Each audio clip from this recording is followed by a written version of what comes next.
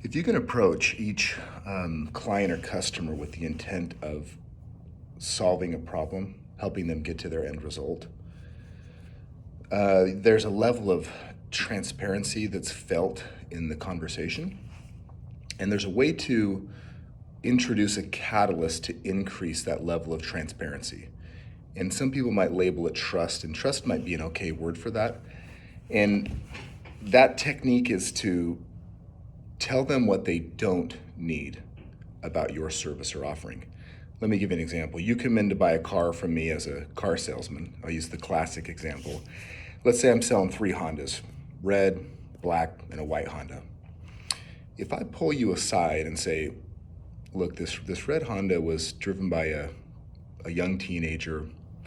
It was driven really hard. It actually had an accident. It's not in the Carfax report yet because they just barely reported it, brought it in, and traded in.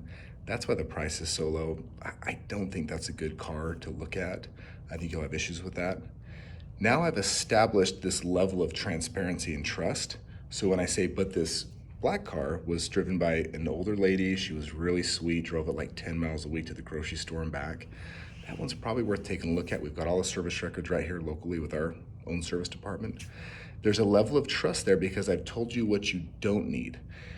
In your sales presentation, while you're talking with the client, it is as important to tell them what they don't need as it is what they do to raise that level of trust, that level of credibility. So that's finding ways to really give them what makes a difference, but pointing out and extracting value from things that don't by intentionally telling them not to do something you might offer.